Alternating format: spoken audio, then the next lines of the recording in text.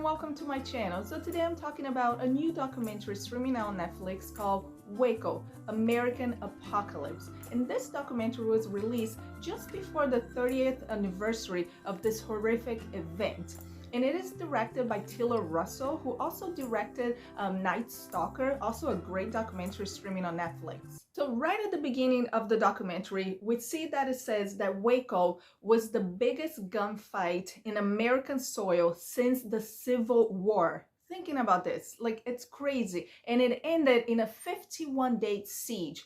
51 days. This thing went on for almost 2 months. I think this documentary, it's more for people that already know some of the story, because otherwise you're left with some questions, especially about David Koresh's background. He's the cult leader, and you want to know more about how he became this so-called prophet, how he had all these people following him, and the documentary doesn't get much into that, but hey, you can always Google stuff.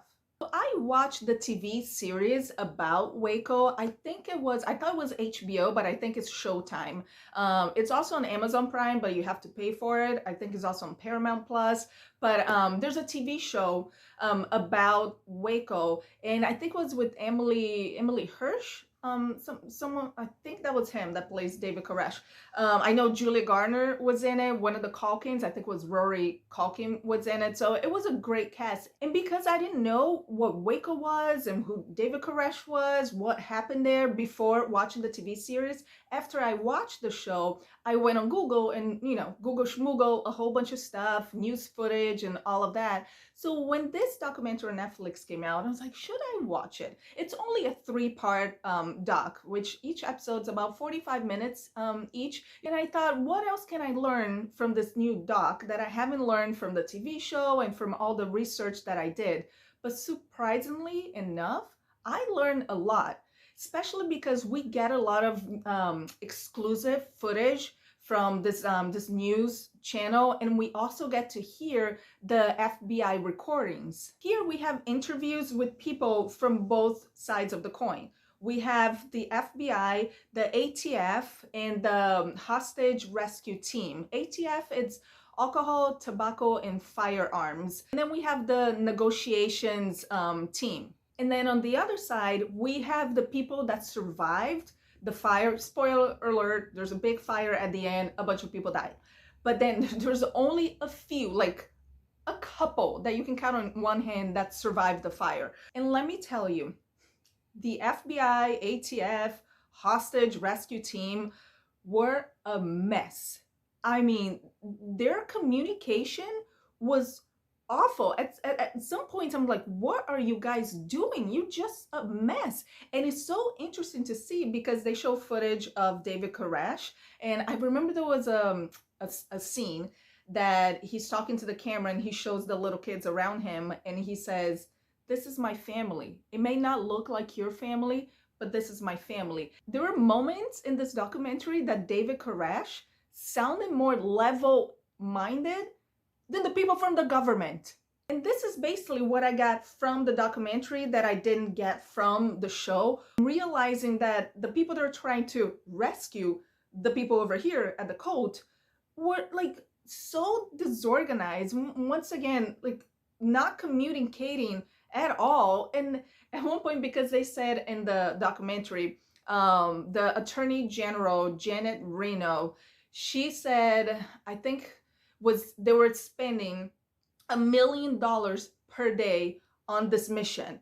If it was, or was it, I think I read that they were, because, I did research too. They said that they spend $1 million per week, but I'm pretty sure in the documentary, they said they were spending $1 million per day. So in my head, I was just like, is this where my taxpayer money is going, to this mess over here? In the interviews that we get with the survivors that were part of the cult, well, they called Branch Davidians, but anyway, it was a cult. So they still defend their community tooth and nail. they're still very much like, we did nothing wrong, blah, blah, blah. They're still defending it. And I wanted the director to ask them questions about the weapons that they had, because the whole thing started that someone knew that they had machinery and artillery, and they had weapons and grenades and guns. They were turning semi-automatic weapons into automatic weapons, and that's like, nope, no, no, no, no, against the law. And this was in Texas, by the way. Don't mess with Texans and their guns. Once again, the warranty that the police had to go in and search the compound, it was for the guns. So I wanted the director to ask the people that were there. It's like, hey, so you're defending your religious code, but what about the weapons that you had? What was the point of turning a semi-automatic weapon into an automatic? Things really came crashing down when the government gave up on all communications. They were done. Lost patient. It was day 51. They're like, we're not going anywhere, which I get it. At one point, I was just like, guys, he's just conning you. Like, he's a con man. He's basically, and I think there's one agent that says, we were being held hostage by David Koresh, because they're talking and talking. It's like back and forth, back and forth. Once again, almost 2 months of negotiations. And David, he's like releasing child by child, like 2 by 2. And then he says he's gonna come out, but then he wants his message to be on the radio. And then he says he's gonna come out, and then he says, no, I gotta write a manifesto. And then he's about to come out and he says, no, God told me to stay put. So this sucker's over here just like, okay. But then once again, day 51, they're like, no more. We're gonna tear gas this whole place, and they're gonna come out. One thing I didn't like is that they were using, sleep deprivation tactics. I was like, come on, there are children in there. They were using sounds, like really loud sounds in the middle of the night, of rabbits being slaughtered, like the noise of rabbits being slaughtered. They were playing like some pop music, like "These Boots Are Made for Walking" over and over, like 20 plus times. And then they're using the sound of a phone that's hung up, like beep, beep, beep, beep, beep. Imagine that sound when you're trying to sleep all night long. It's like, but like, why?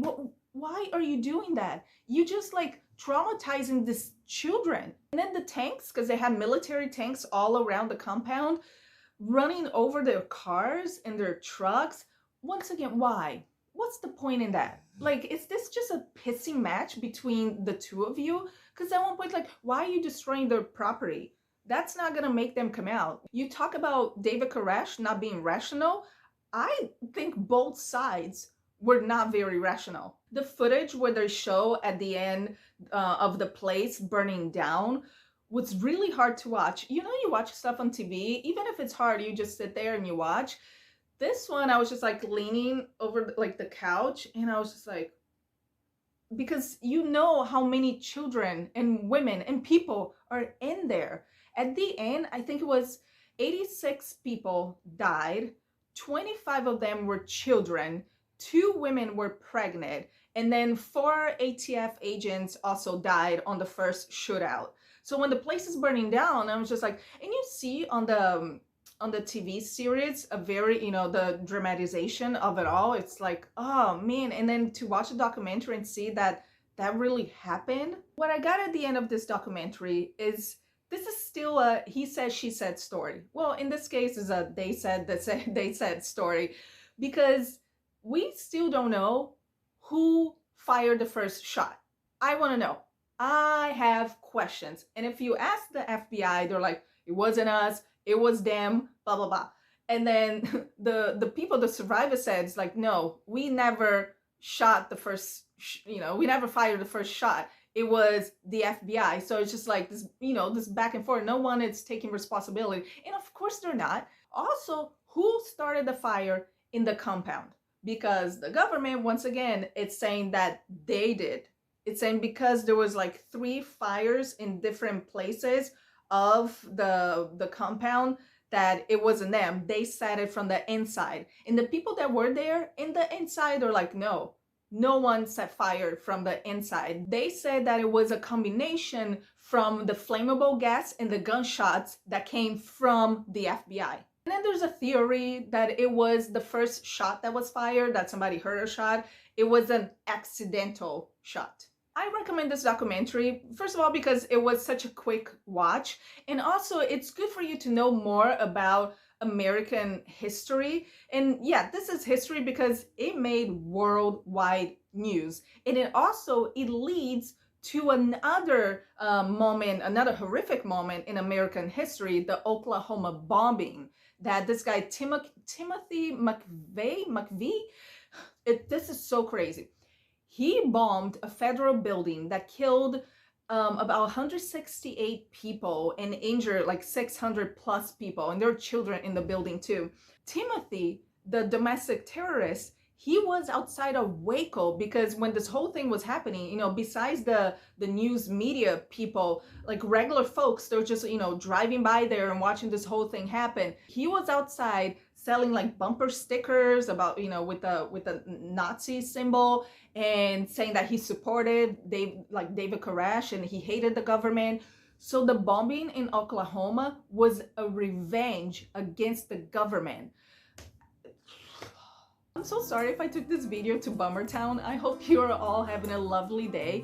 But have you heard about Waco, especially if you're outside of the United States? Do you know about this like crazy moment in history? Let me know in the comments down below. And if you like this video, make sure you hit the thumbs up, subscribe to the channel, and also hit the little bell notification button so you don't miss any future videos. And I'll see you next time.